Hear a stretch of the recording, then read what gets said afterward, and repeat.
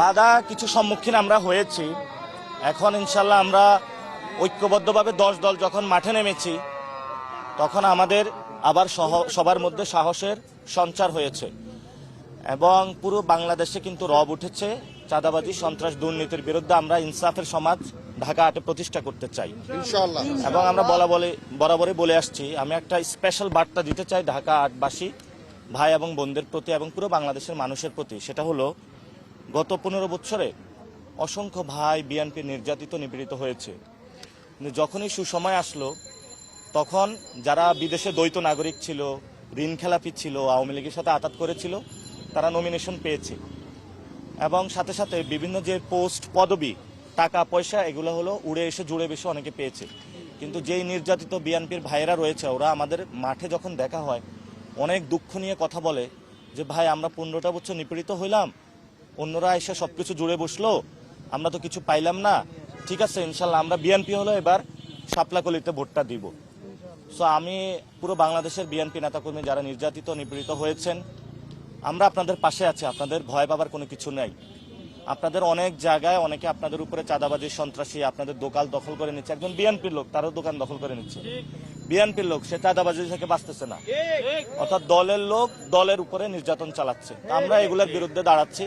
আমরা বলতেছি যে বাংলাদেশে একটি ইনসাফের সমাজ প্রতিষ্ঠা করব।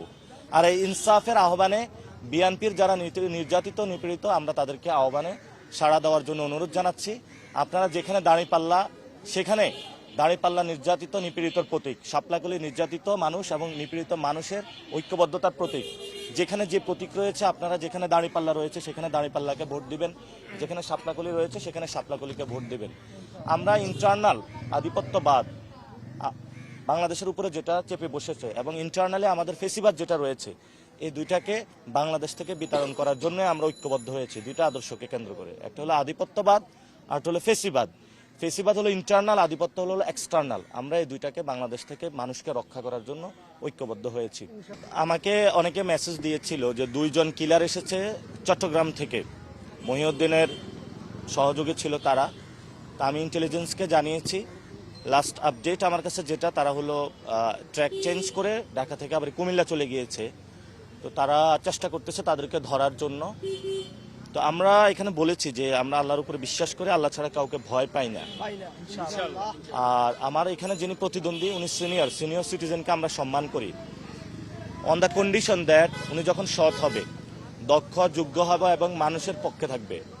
এখন একজন সিনিয়র সিটিজেন যদি কেউ অসৎ হয়, দুর্নীতিবাজ হয়, চাঁদাবাজ হয়, সন্ত্রাসী হয়, তাহলে তো তাকে আমার প্রতিবাদটা করতে হবে যে আপনি সৎ হন, দুর্নীতি মুক্ত থাকুন, চাঁদাবাজ মুক্ত থাকুন।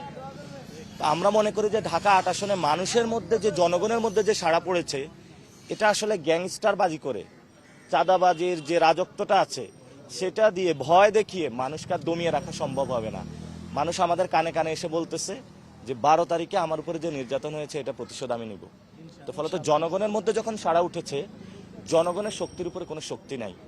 এজন্য আমরা জনগণের শক্তির উপরে ভরসা করি, আল্লাহর উপরে ভরসা করি। আশা করি যে ঢাকা 8 আসনে শাপলাকলির জয় হবে, জনগণের ইচ্ছা, আল্লাহর ইচ্ছা।